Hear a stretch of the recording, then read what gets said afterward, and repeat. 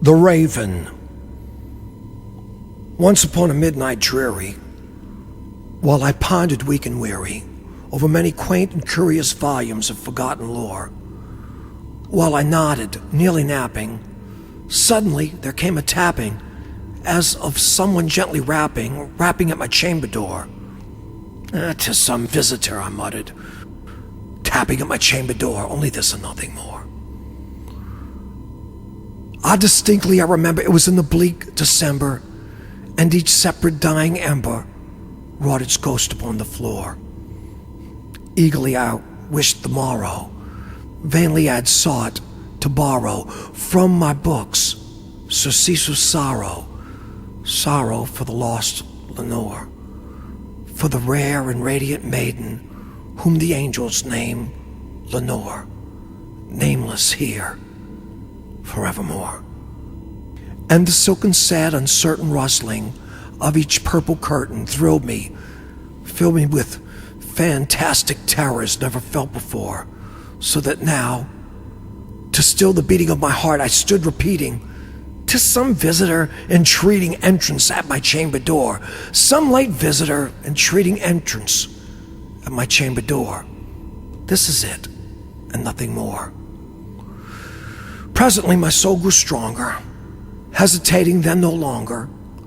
"Sir," said I, "or madam, truly your forgiveness I implore, but the fact is I was napping, and so gently you came rapping, and so faintly you came tapping at my chamber door, that I was sure I heard you, and here I opened wide the door. Darkness there, and nothing more." Deep into that darkness peering, long I stood there wondering, fearing, doubting, dreaming dreams no mortal ever dared to dream before. But the silence was unbroken, and the stillness gave no token, and the only word there spoken was the whispered word, "Lenore." This I whispered, and an echo murmured back the word, "Lenore." Merely this and nothing more. Back into the chamber, turning, all my soul within me burning. Soon again I heard a tapping, somewhat louder than before. "Surely," said I, "surely that is something at my window lattice. Let me see, then, what thereat is, and this mystery explore. Let my heart be still a moment, and this mystery explore. 'Tis the wind and nothing more."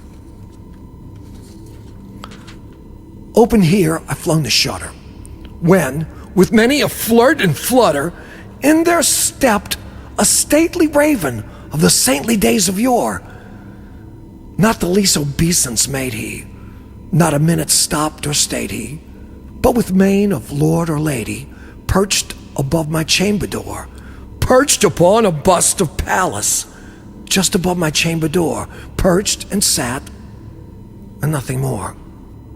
Then this ebony bird beguiling my sad fancy into smiling, by the grave and stern decorum of the countenance it wore. "Though thy crest be shorn and shaven, thou," I said, "art sure no craven, ghastly grim and ancient raven, wandering from the nightly shore. Tell me what thy lordly name is on the night's Plutonian shore." Quoth the raven, "Nevermore."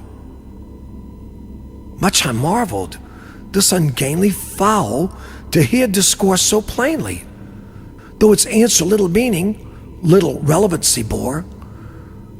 For we cannot help agreeing that no living human being ever yet was blessed with seeing bird above his chamber door, bird or beast upon the sculptured bust above this chamber door, with such a name as Nevermore.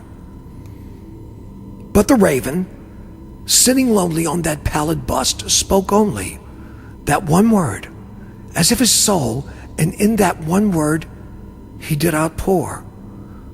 Nothing farther than he uttered, not a feather than he fluttered, till I scarcely more than muttered, "Other friends have flown before.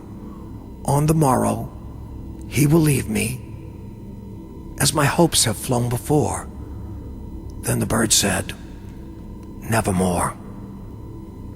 Startled at the stillness broken by replies so aptly spoken. Doubtless, said I, what it utters is its only stock and store, caught from some unhappy master, whom unmerciful disaster followed fast and followed faster, till his songs one burden bore, till the dirges of his hope that melancholy burden bore of never, nevermore.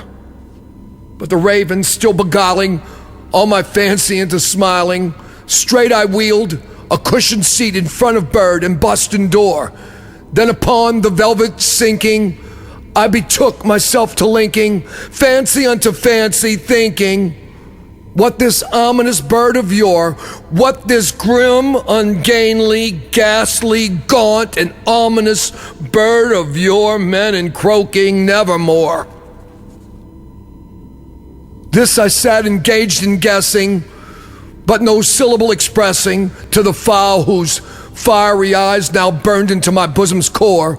This and more I sat divining, with my head at ease reclining on the cushion's velvet lining that the lamplight gloated o'er, but whose velvet violet lining with the lamplight glowing over, she shall press on nevermore.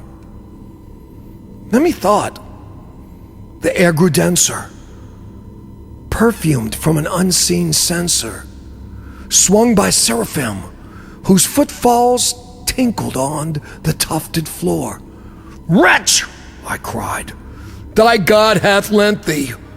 By these angels he has sent thee respite, respite, and nepenthe from the memories of Lenore. Quaff, oh quaff this kind nepenthe, and forget this lost Lenore. Quoth the raven, nevermore.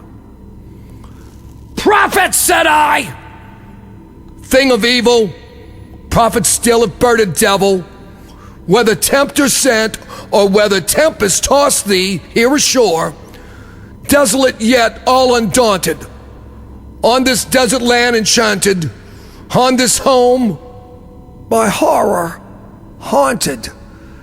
Tell me truly, I implore, is there balm in Gilead? Tell me, I implore. Quoth the raven, nevermore. Prophet, said I, thing of evil, prophet still if bird a devil, by that heaven that bends above us, by that God we both adore, tell this soul with sorrow laden, if within the distant Aden it shall clasp a sainted maiden, whom the angels name Lenore, clasp a rare and radiant maiden, whom the angels name Lenore. Quoth the raven, nevermore.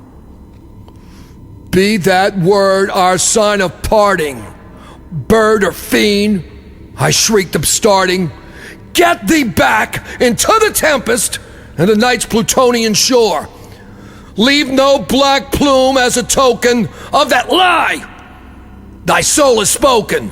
Leave my loneliness unbroken. Quit the bust above my door. Take thy beak from out my heart. Take thy form from off my door. Quoth the raven, nevermore. And the raven, never flitting, still is sitting on the pallid bust of Pallas just above my chamber door, and his eyes have all the seeming of a demon's that is dreaming. And the lamplight o'er him streaming throws his shadow on the floor, and my soul from out that shadow that lies floating on the floor shall be lifted nevermore.